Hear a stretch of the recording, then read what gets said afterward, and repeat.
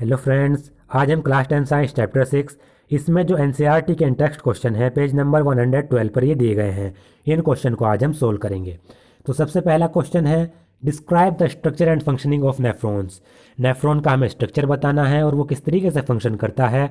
Nephrons kidney की unit होती है तो उसका फंक्शन हमें बताना है। Nephrons are the basic filtering unit of kidneys. जैसा कि जो नेफ्रॉन्स होती हैं वो किडनीज की बेसिक यूनिट्स होती हैं, फिल्टरिंग यूनिट्स होती हैं।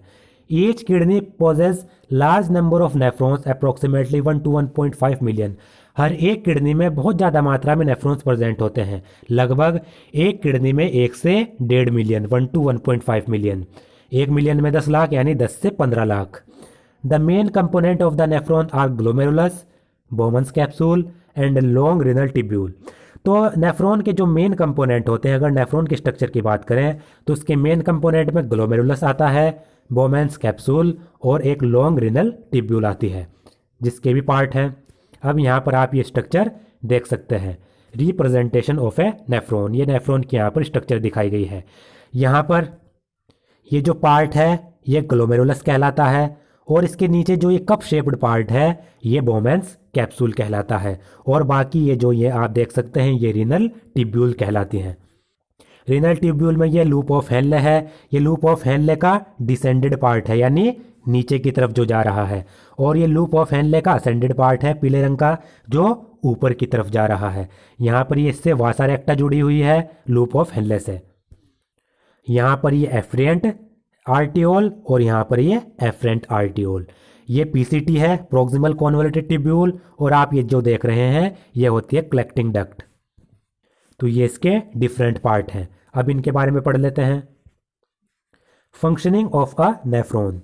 पहला, the blood enters the kidney through the renal artery which branches into many capillaries associated with glomerulus.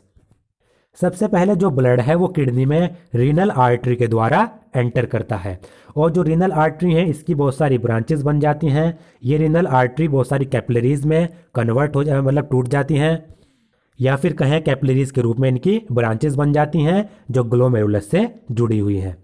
तो ये आप यहाँ पर देखिए, सबसे पहले जो ब्लड है वो यहाँ से आएगा एफ्रेंट आर्टरियोल से, और एफ्रेंट आर्टरियोल से ब्लड आया।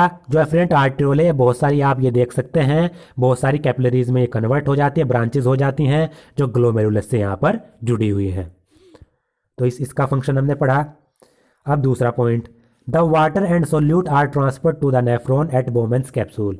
और जो वाटर और सोल्यूट मटेरियल्स होते हैं वो नेफ्रॉन में बोमेंस कैप्सूल में ट्रांसफ़र किए जाते हैं। नेफ्रॉन का जो बोमेंस कैप्सूल पार्ट है उसमें वाटर और सोल्यूट मटेरियल ट्रांसफ़र किए जाएंगे, ये वाला पार्ट। इसका फंक्शन क्या है, बोमेंस कैप्सूल में वाटर और सोल्यूट को ट्रांसफ़र किया जाता है। Third, in the proximal tubule some substances such as amino acid, glucose and salt are selectively reabsorbed and unwanted molecule are added to in the urine। और जो प्रोक्सिमल टिब्यूल होता है उसमें कुछ सब्सटेंसेस जैसे कि अमाइनो एसिड, ग्लूकोज और salt उनको रीअब्जॉर्ब किया जाता है और जो अनवांटेड मॉलिक्यूल्स होते हैं उनको यूरिन में ऐड कर दिया जाता है। अब आप यहाँ पर देख सकते हैं ये जो यहाँ पर ये प्रोक्सिमल टिब्यूल है इसमें क्या किया जाएगा, इससे जो इम्पोर्टेंट मटेरियल हैं ग्लूकोज हो गया उनको तो रीअब्जॉर्ब कर लिया जाएगा, और जो अनवांटेड मटेरियल हैं उनको जो यूरिन है उसमें यहाँ पर ऐड कर दिया जाता है। बाहर यहाँ पर किडनी होगी, बॉडी होगी। तो ये प्रोक्सिमल कॉन्वोल्यूटेड ट्यूब्यूल में क्या किया जाता है, इस प्रोक्सिमल कॉन्वोल्यूटेड ट्यूब्यूल में आपको पता है ब्लड आया, तो ब्लड में जो इंपॉर्टेंट मटेरियल है ग्लूकोज हो गया उसको तो बाहर रीअब्जॉर्ब कर लिया जाएगा, और जो वेस्ट मटेरियल हैं उनको इस प्रोक्सिमल कॉन्वोल्यूटेड ट्यूब्यूल में ऐड कर दिया जाएगा जिससे कि वेस्ट मटेरियल इसमें ऐड हो जाए, यूरिन में ऐड हो जाए और उस यूरिन को नीचे पहुँचा दिया जाता है लूप ऑफ हेनले में। तो ये तीसरा पॉइंट हो गया। The filtrate then moves down into the loop of Henle where more water is absorb. उसके बाद जो ये फिल्ट्रेट है इसको लूप ऑफ हेनले में ट्रांसफ़र किया जाता है जहाँ पर इससे और ज़्यादा वाटर अब्जॉर्ब किया जाता है जिससे यूरिन को कंसनट्रेटेड किया जा सके। ये लूप ऑफ हेनले है, इसमें नीचे फिल्ट्रेट कॉन्वोल्यूटेड ट्यूब्यूल से नीचे भेजा गया। अब इससे वाटर और अब्जॉर्ब होगा जिससे यूरिन कंसनट्रेटेड हो जाए, यूरिन से वाटर ज़्यादा से ज़्यादा निकल जाए क्योंकि यूरिन को कंसनट्रेटेड करना है। From here the filtrate moves upward into the distal tubule and finally to the collecting duct. उसके बाद लूप ऑफ हेनले से जो फिल्ट्रेट है वो डिस्टल ट्यूब्यूल में पहुंच जाता है, उसके बाद कलेक्टिंग डक्ट में। Collecting duct collect urine from many nephrons. उसके बाद जो कलेक्टिंग डक्ट है वो बहुत सारे नेफ्रॉन से यूरिन को कलेक्ट करती है। यहाँ से वाटर इससे अब्जॉर्ब किया गया, यूरिन को कंसनट्रेटेड किया गया, फिर यूरिन को बाहर जो ये डिस्टल ट्यूब्यूल है, ये वाली असेंडिंग लिम्ब है, इसमें पहुंचा गया।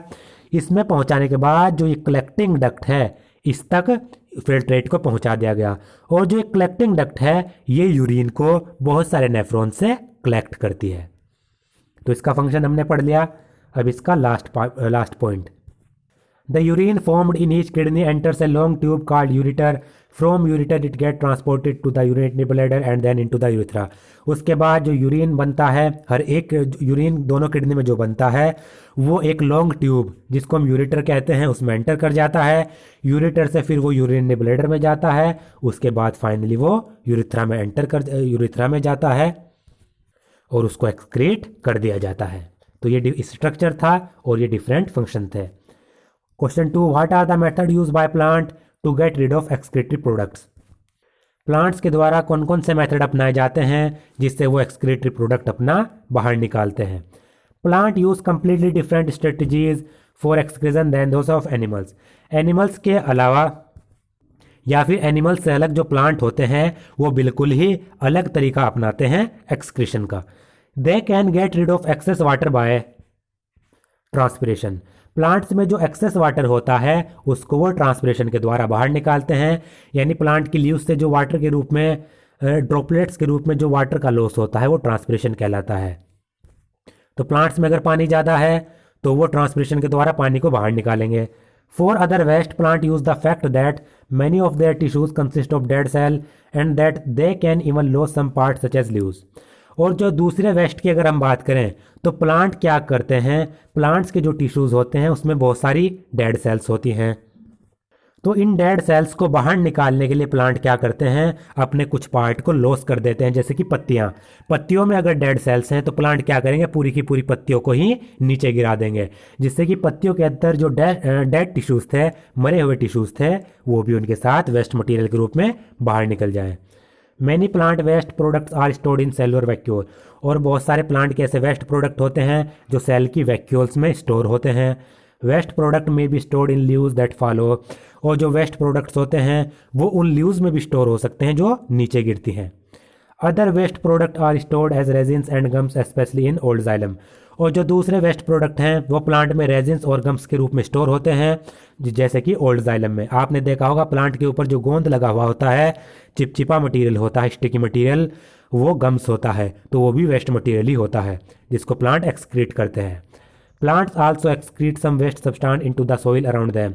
साथ ही साथ प्लांट के आसपास जो सोइल होती है उसमें भी वो वेस्ट सब्सटेंस को एक्सक्रीट करते हैं। तो प्लांट के बहुत सारे तरीके हैं जिससे वो वेस्ट मटेरियल बाहर निकालते हैं।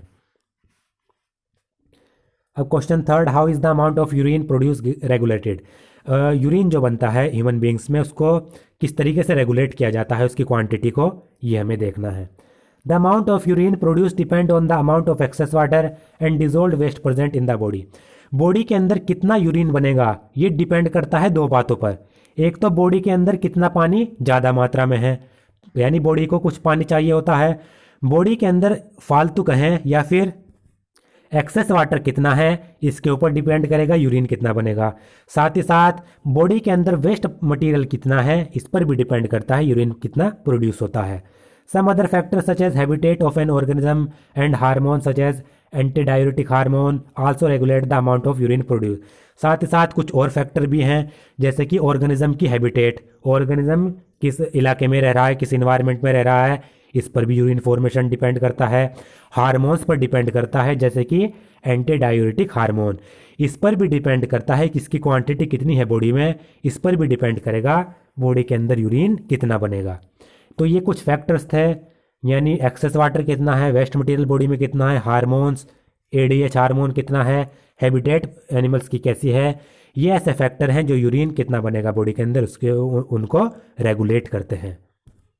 दोस्तों आज का मेरा वीडियो अगर आपको पसंद आया तो प्लीज़ मेरे चैनल को सब्सक्राइब करें, इस वीडियो को ज़्यादा से ज़्यादा शेयर करें।